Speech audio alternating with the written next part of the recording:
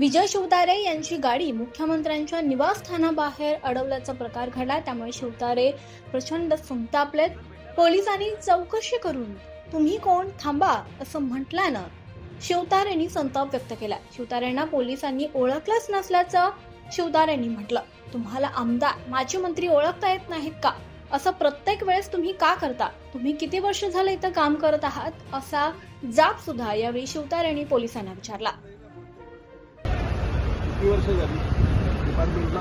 तुम्हाला माजी मंत्री आमदार ओळखता येत नाही तुम्हाला? गाडी आणि अख्ख्या महाराष्ट्राला गाडी माहिती आहे म्हणजे बरोबर नाही ना? प्रत्येक वेळेस तुम्ही चला।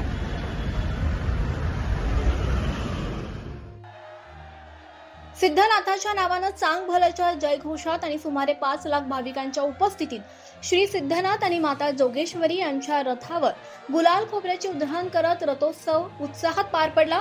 महाराष्ट्रासह आंध्र प्रदेश, कर्नाटक आदी राज्यातील अनेक भाविकांचं श्रद्धास्थान आणि दैवत असणाऱ्या म्हसवड येथील श्री सिद्धनाथ आणि माता जोगेश्वरी यांच्या उत्सव मूर्ती सालकर यांच्या घरून वाजत गाजत रथामध्ये बसवण्यात आल्या।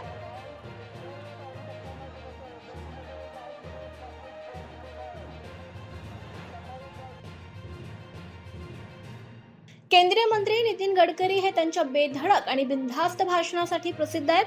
ते भारतीय राजकारणातील एक ठळक व्यक्तिमत्व आहे। त्यांच्या भाषणांमध्ये त्यांची स्पष्टता आणि निडरता नेहमीच चर्चेचा विषय ठरली आहे।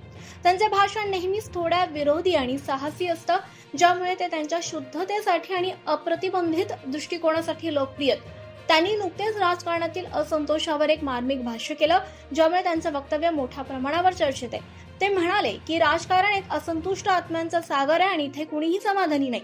गडकरी यांच्या मते प्रत्येकाच्या महत्वाकांक्षा इतक्या मोठ्या झाल्या आहेत की त्यामुळे जीवनातील आनंद हरवलाय असं त्यांनी वक्तव्य केलं।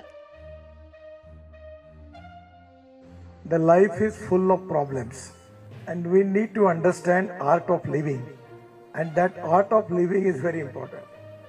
मुझे एक मौका मिला था, मैं राजस्थान के विधानमंडल में उनके एक महोत्सव के कार्यक्रम के लिए गया था। तो मैंने ऐसे ही बोलते बोलते अचानक बोल दिया था कि राजनीति है अतृप्त आत्माओं का महासागर। तो लोग हंसने लगे। तो मैंने बोला यहाँ हर आदमी दुखी है, क्योंकि जो कारपोरेटर बनता है वो इसलिए दुखी है कि उसको एमएलए का चांस नहीं मिला। एमएलए इसलिए दुखी है कि उसको मंत्री मंडल में समावेश नहीं हुआ, और जो मंत्री बना वो इसलिए दुखी है कि उसको अच्छा डिपार्टमेंट नहीं मिला, और बाद में वो इसलिए दुखी है कि वो मुख्यमंत्री नहीं बना, और मुख्यमंत्री इसलिए टेंशन में है कि हाईकमांड कब रखेगी और कब निकालेगी इसका भरोसा नहीं।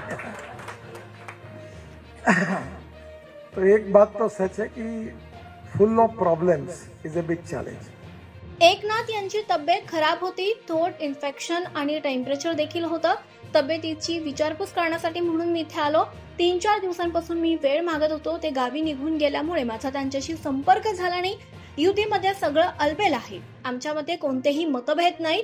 एकनाथजी यांचं मत प्रामाणिक आणि स्वच्छ आहे। उद्यापर्यंत त्यांची तब्येत ठीक होईल, त्यानंतर ते बैठक घेतीलच। आमच्यामध्ये कोणतेही मतभेद नाहीत, अशी प्रतिक्रिया भाजपचे संकट मोचन गिरीश महाजन यांनी दिली आहे। युतीमध्ये सगळं अलबेल आहे, अतिशय व्यवस्थित आहे। आमच्यामध्ये कुठेही मतभेद नाहीत।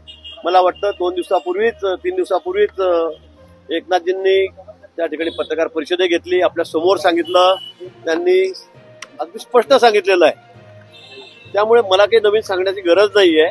त्यामुळे ज्या सगळ्या काही कंड्या पिकवल्या जातात, अफवा येत आहेत की यांच्यामध्ये कुठेतरी मतांतर आहे, मतभेद आहे, असं कुठेही नाही। एकनाथजी या बाबतीमध्ये अतिशय त्यांचं मत प्रामाणिक आहे, स्वच्छ आहे।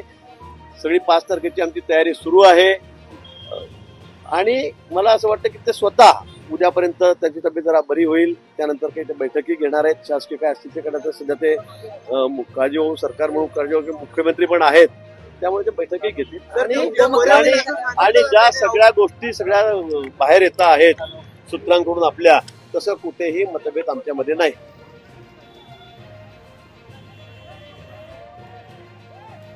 लोणावळ्यात बस स्टँड मध्ये महाविद्यालयीन विद्यार्थ्यांमध्ये फ्री स्टाईल हाणामारी झालेली पाहायला मिळाली। हे प्रकरण लोणावळा पोलीस ठाण्यापर्यंत पोहोचलं। या प्रकरणी लोणावळा पोलिसांनी या महाविद्यालयीन तरुणांना योग्य ती समज दिली। दुपारच्या सुमारास बस स्टँडमध्ये 2 गटात फ्री स्टाईल हाणामारी झाली. यात काही तरुणांना मुक्का मार लागला. हे सर्व तरुण इयत्ता 11वी आणि 12वीचे विद्यार्थी आहेत, अशी माहिती पोलिसांनी दिली आहे. बस स्टँडमधील काही कर्मचाऱ्यांनी मध्यस्थी केल्यानंतर हे वाद मिटला.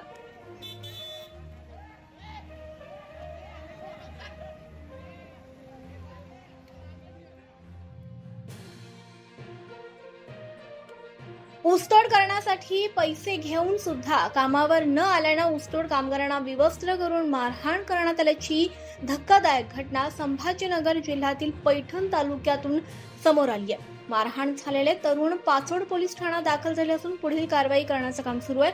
या घटनेचा व्हिडिओ सोशल मीडियावर सुद्धा व्हायरल झालाय.